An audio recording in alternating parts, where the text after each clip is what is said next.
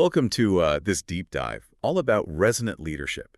Yeah. We're going way beyond your typical business books here. We're going to get into how, like, emotions and even neuroscience playing into being a good leader, all based on the stuff you sent over. And specifically, we're going to be diving into Richard Boyatzis' book, Resonant Leadership. Now, you might already know some of his work. He also co-authored Primal Leadership. Oh, yeah, definitely. Boyatzis is like a total rock star when it comes to emotional intelligence. He's a distinguished professor at Right. Case Western Reserve University. What I think is really cool about resonant leadership is it kind of flips the script on all that traditional leadership Oh, advice. yeah, I'm listening. Flipping the script, Hal. Give me the quick version. Well, you know how the old models always focused on the leader as the director, like the one calling all the shots and, driving everyone towards those goals. Boyatzis is saying that the real impact actually comes from the emotional resonance that leaders create.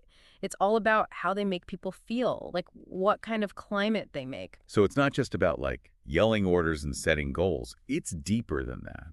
And you mentioned neuroscience earlier. This is where it gets really interesting. Chapter 2 in the book really caught my eye. It talks about the limbic system and the amygdala. Wait, that's the part of the brain that handles emotions, right? Yeah, you got it. The amygdala is basically our emotional control center. It deals with everything from like excitement to just straight up fear. And what Boyatzis is saying is that resonant leaders, they're really good at managing their own emotions. So they don't accidentally like trigger bad responses in other people. Like imagine you're about to give someone some tough feedback, right? If your own amygdala is going crazy with stress signals, the other person's going to pick up on that. Yeah. And their amygdala is going to freak out too. I say it's like a, emotional contagion. Good vibes spread, but so do the bad ones. I can see how that ties into leadership. Yeah, exactly. Resonant leaders, they're like emotional thermostats. They set the temperature for the whole team. They make these positive emotional climates through stuff like genuine empathy, authentic communication, Mm. and, celebrating wins. Think about a time when you felt super inspired by a leader. Chances are their positive energy was just contagious, and it made you want to bring your best self. Okay, so we're talking about building positive relationships. That's what Chapter 3 is all about. I'm all for it. But it can't just be about being nice. Yeah. Right? We need to know what to do. So tell me, how do we actually do this? Well, Boyatzis talks about a bunch of practical techniques, but the one that really stuck with me is appreciative inquiry. It's like focusing on people's strengths instead of their weaknesses. So instead of saying you need to be more organized, an appreciative inquiry approach would be like, I've noticed how passionate you are about this project. How can we give you the support you need to get organized? Wow, that's like a totally different way to look at it, Yeah. and so much more empowering. What other techniques does he talk about? He's big on active listening, like really engaging with what someone's saying, not just waiting for your turn to talk. He also says it's super important to check in with your team regularly, not just about work stuff, but also about how they're doing their challenges and their wins. It's about connecting with them beyond just, the daily grind. It sounds like it takes a lot of energy to lead like that. And let's be real, we all get burned out sometimes. What does Boyatzi say about that? That's where chapter 4 comes in, the renewal cycle. He says that taking care of yourself isn't selfish. It's actually super important for being a good leader. Like, think about it. Getting enough sleep isn't about being lazy. It's like a strategic leadership advantage. Because when you're rested, you can regulate your emotions better and avoid those amygdala freakouts we talked about. So it's not just about, bubble baths and vacations, although those are nice. It's about showing up as your best self, which means taking care of yourself. Exactly. Boyatzis suggests practical stuff like getting enough sleep, exercising, spending time in nature, even just taking little breaks during the day to clear your head. It's all about building resilience so you can handle stress better. This is all starting to make sense. Hmm. But how do we actually, get better at these resonant leadership skills? Is it something you're just born with, or can you learn it? Because Chapter 5 seems to have some answers about that. That's a great question. Boyatzis goes right into that. He breaks down emotional intelligence into 4 main areas: self-awareness, social awareness, self-regulation, and relationship management. It might sound like a lot, but he gives you actual tools and techniques for each one. So it's not like some magical thing that only some people have. It's something we can work on, like could keeping a journal help with self-awareness. Yeah, for sure. Journaling is a great way to tap into your own thoughts and feelings. And getting feedback from people you trust can help with social awareness. It's all about being open to learning and growing. Okay, we've covered a lot already, from brain science to building relationships and avoiding burnout. But I'm curious, what does Boyatzi say about leading with purpose? because Chapter 6 seems to be about that. It's like sometimes you got to leave your values at the door when you go to work. But Boyatzis is saying that's how you get burnt out and lose your motivation. Ugh, tell me about it. I've totally been there. Like my personal life and my work life, we're on different planets. And that's what Chapter 6 is all about. It's about lining up your values with the goals of your organization.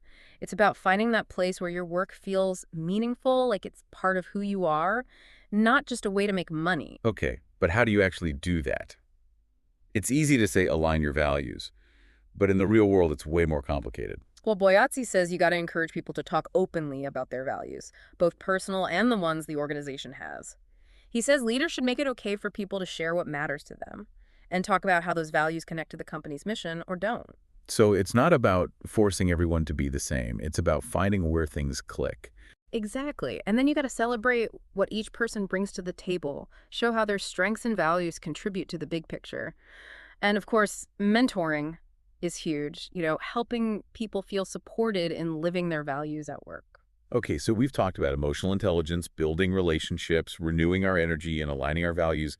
That's a lot, but I'm starting to see how it all connects. And that leads us to what Boyatzis calls transformative leadership in Chapter 7. It's about using all these resonant leadership ideas to make real positive change. So it's not just about being a good leader. It's about leading in a way that makes a real difference. Positive change for people, teams, and even the whole organization. That's a great way to put it. It's about more than just managing people or hitting goals. It's about inspiring growth and change. Why is this kind of leadership so important right now? Like, why is it relevant today? Well, for one thing, the world is changing so fast. Everything is complicated and uncertain. The old way of leading, where it's all about command and control, just doesn't work anymore. You need more than a plan and a checklist to handle all the challenges we face today. We need leaders who can adapt, be creative, and build strong teams. Exactly. We need leaders who can empower their teams to figure things out together. And that takes trust, collaboration, and emotional intelligence. And we can't forget how all this change and uncertainty affects people. We've got the pandemic, political stuff, climate anxiety. It's a lot. People need leaders who can make them feel safe and give them hope. Absolutely. Resonant leadership is all about creating a positive environment where people feel safe, supported, and motivated to do their best work. It's not just about results. It's about the well-being of the whole team and the organization. Okay, I'm definitely on board with all of this. But how do we know if it's working? Can we actually measure the impact of resonant leadership? Or is it more of a gut feeling? It's tricky to measure, for sure. It's not always about numbers, but there are some things we can look at. Employee surveys are a good place to start. Do people feel valued and respected? Do they feel connected to the organization's goals? Do they feel like they have a voice? Those are all signs of a good, resonant culture. So we can also look at things like how many people quit, how often they're absent, and how productive they are, right? For sure. Are people sticking around? Are they showing up to work feeling energized? Are they doing good quality work? Those are all clues. But it sounds like it's about more than just the numbers. Right. We can also look at the relationships on the team. Do people trust each other and work together well? Are they willing to take risks and share new ideas? So it's about paying attention to the energy and dynamics of the team, the overall health of the organization, and seeing if those good vibes actually lead to good results. And honestly, I think the best way to measure resonant leadership is to look at how it affects people's lives. Are people growing and learning? Are they finding meaning in their work? Are they making a positive difference in the world? Now, that's something to aim for. But before we wrap up this part of the deep dive, I want to leave you with this thought. Boyatzis says resonant leaders are awake, aware, and attuned.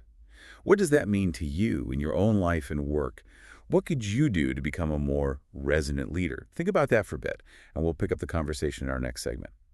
Welcome back to the deep dive into resonant leadership. We've talked about a lot already, from the neuroscience of emotional contagion to how important it is to line up your values with your work. Yeah, and we left you with that quote from Boyatzis about resonant leaders being awake, aware, and attuned. Did you have a chance to think about what that means to you? I did.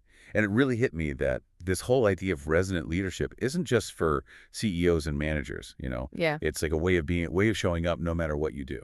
You got it. We can all be resonant leaders in our own little worlds, like with our families, our communities, even just in our everyday interactions. So if someone's thinking, okay, I want to be more aware and attuned, Yeah. where do they even start? Well, one really powerful thing is mindfulness. Just taking a few minutes every day to quiet your mind, focus on your breath, and pay attention to your senses can make a huge difference. It helps you be more present and aware of your own emotions, which is super important for resonant leadership. I've been trying to be more mindful lately. Hmm. And I got to say, I'm less reactive, more patient, and I definitely don't have those amygdala freakouts as much anymore. Yeah, it's crazy how much mindfulness can change things. It's like a superpower for controlling your emotions. Another important thing is self reflection. Taking time to journal, meditate, or even just think about your experiences can help you figure out your strengths, weaknesses, values, and even what triggers you. All about knowing yourself right. You can't lead other people if you don't understand yourself first. Exactly. And once you get a handle on your own inner world, you can start developing those emotional intelligence skills we talked about. This might sound scary to some people, but I think a lot of people avoid emotional intelligence because they think it's too touchy-feely or complicated. But it's really just about getting better at empathy and understanding. Totally. And there's so many things out there to help you with that. Books, podcasts, workshops. It's a journey, and there's always more to learn. I like that you said it's a journey. It's not about being the perfect leader. It's about constantly growing and becoming more aware of yourself and others. And speaking of journeys, it helps to have people around you who inspire you and push you to grow. Mentors, coaches, even just friends or coworkers you can talk to. They can all help you become a better leader. It takes a village, right? We're not meant to do this alone. Absolutely. And at the end of the day, remember that leadership is a journey, not a destination. You're going to mess up sometimes. You're going to have times where you feel like you're not good enough. But that's all part of it. Learn from those times and keep going. It's easy to get caught up in trying to be perfect, but it's those times when we're vulnerable and imperfect that make us human and relatable. So true. And don't forget, the world needs what you have to offer. The world needs your kind of leadership. This has been an amazing deep dive. I feel like I get what it means to be a resonant leader now. Any last words of wisdom for our listeners before they head off on their own leadership journeys? Be kind to yourself. Be patient with yourself. And remember, this isn't about fitting into some mold. It's about being your true self. Well said. And to our listeners, thanks for joining us on this deep dive. If you want more, we highly recommend checking out the whole book, Resonant Leadership by Richard Boyatzis. Until next time, keep learning, keep growing, and keep leading with resonance.